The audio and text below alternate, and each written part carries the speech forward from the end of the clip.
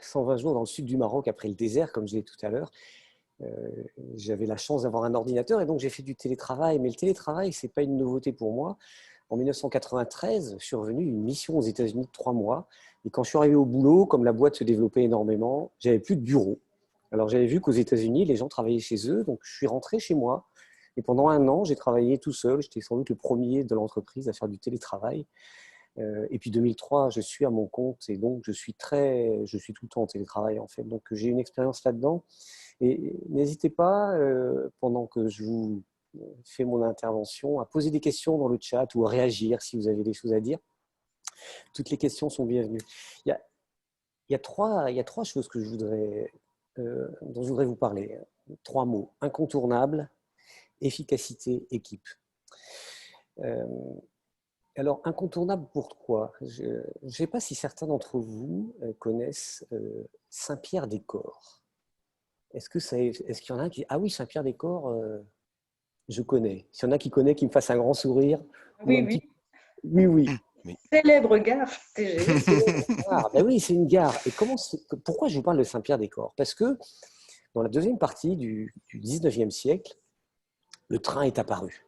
Et il y a des tas de gens qui ont eu peur du train. On va mourir, ça va trop vite, etc. Et il y a donc des maires de grandes villes comme Tours qui ont dit « cet enfer n'entrera pas dans la ville ». Si bien que une petite ville à côté, Saint-Pierre-des-Corps, s'est retrouvée sur la ligne principale, Paris-Nantes, si je ne m'abuse, ou Paris-Bordeaux, je ne sais plus. Mais la grande ville n'avait pas de gare. Et la gare de Tours, c'était Saint-Pierre-des-Corps. La résistance au changement, c'est ça, c'est dire qu'il y a quelque chose de nouveau qui arrive, et donc je résiste parce que c'était pas comme ça avant, ou ça me fait peur, etc. Et c'est comme le téléphone. Vous savez, au début du XXe siècle, certaines personnes disaient « moi, je ne veux pas de téléphone parce que moi, on ne me sonne pas ». Parce qu'évidemment, le téléphone, ça sonne, et qu'est-ce qu'on fait? On se précipite pour décrocher. Et donc, c'était toute la dimension de la résistance au changement. Le télétravail, c'est pareil.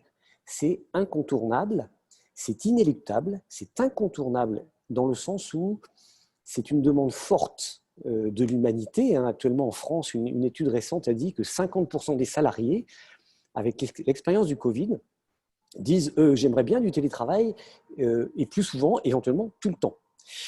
Même si seulement 22%, selon cette étude, je n'ai pas noté les trucs, mais enfin bref, 22% des DRH sont prêts à le faire. Mais ils ne vont pas résister à la demande pour plein de raisons. Alors on a actuellement le coronavirus, bien sûr, mais aussi parce que c'est une forme bien plus efficace, je vais en dire 2 mots, et aussi qui est dans l'air du temps. À quoi ça sert de passer 2 heures dans les transports pour aller au boulot, alors que l'essentiel du travail se fait maintenant de manière très autonome. Cela dit,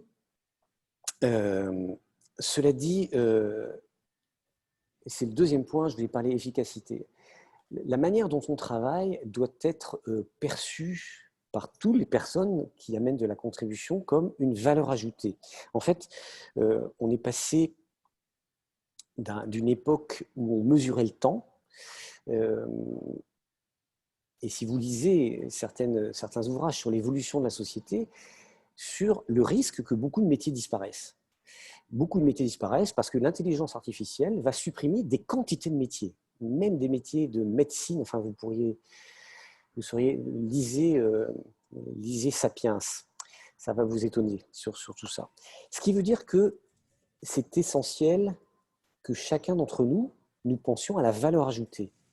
Qu'est-ce que j'amène, quelle valeur j'amène pour que je sois toujours perçu comme un élément essentiel de l'entreprise. Donc, il faut que je pense efficacité. Et penser efficacité, ça veut dire penser résultat. Quels sont les résultats que j'amène? Plus que le temps. Parce qu'en fait, en étant en télétravail, il y a plein de temps qui se libère. Il n'y a plus de réunions emmerdantes. Enfin, beaucoup moins.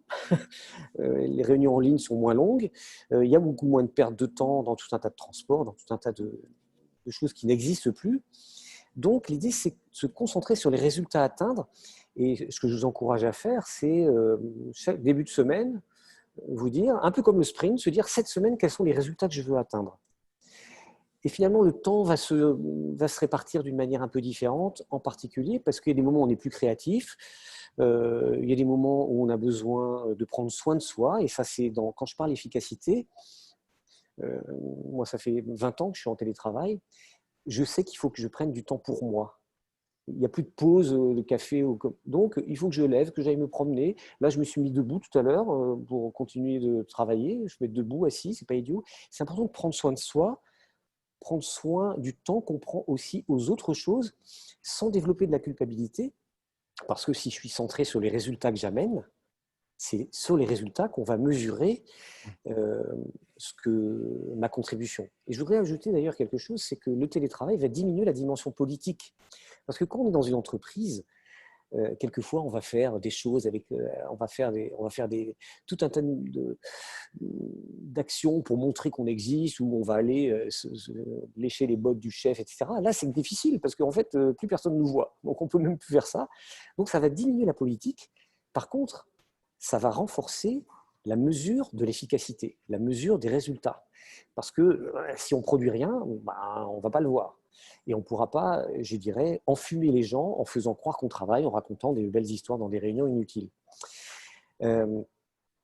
Donc l'efficacité, c'est le deuxième point sur lequel je voulais insister. Et je voudrais d'ailleurs citer 2 chefs d'entreprise qui m'ont dit que pendant le Covid, en fait, le niveau de rentabilité de leur entreprise s'est élevé.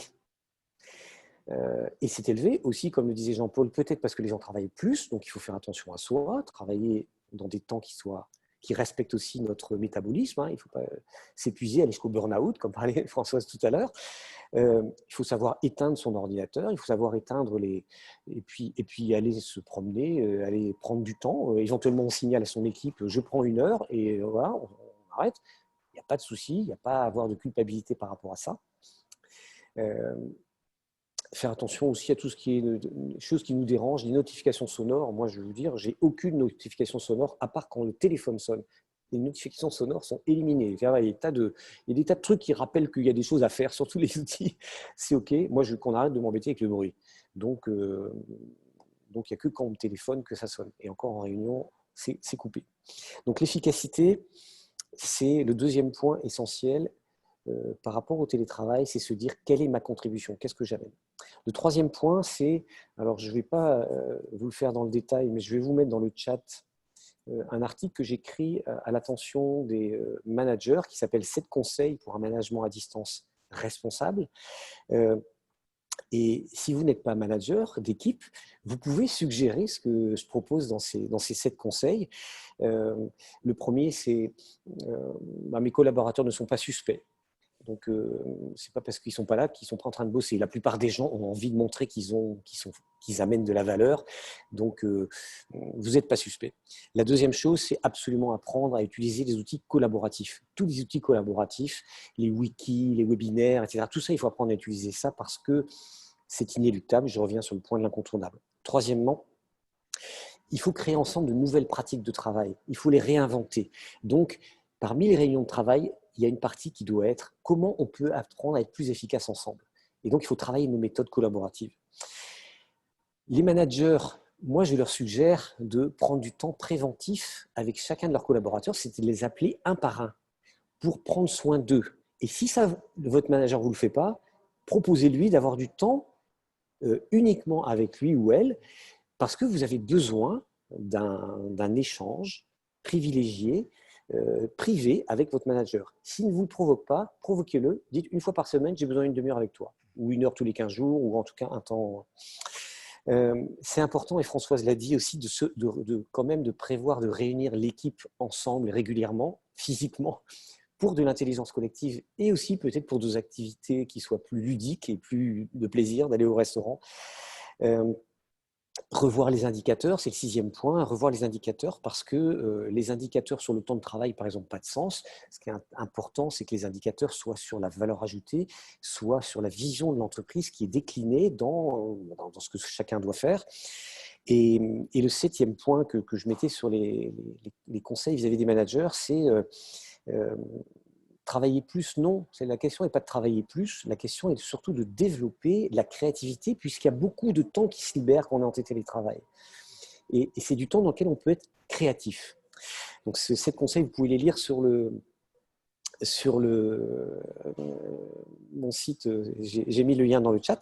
Donc, en conclusion, ce que je veux simplement dire, c'est que, et puis les questions sont les bienvenues, la première chose, c'est de se poser la question comment je m'organise, comment je me réorganise et comment je repense mon efficacité. Ça, et donc, par exemple, projeter les résultats sur la semaine, projeter les résultats sur les 15 jours qui viennent, au modèle du sprint finalement qu'on voit dans l'agilité. Et puis, comment créer de nouveaux processus, de nouvelles habitudes, de nouvelles méthodes avec nos collaborateurs, avec notre équipe, avec notre chef, parce qu'il faut réinventer cette chose-là. Voilà ce que je voulais dire sur le télétravail. Rappelez-vous que c'est incontournable, de toute façon, on va tous y être plus ou moins. Certains seront tous en télétravail. D'autres, évidemment, qui sont en usine et qui doivent travailler sur des machines, n'y seront pas. Mais le travail comme celui que vous faites, de toute façon, il va vers le télétravail. C'est absolument inéluctable. Voilà. Merci.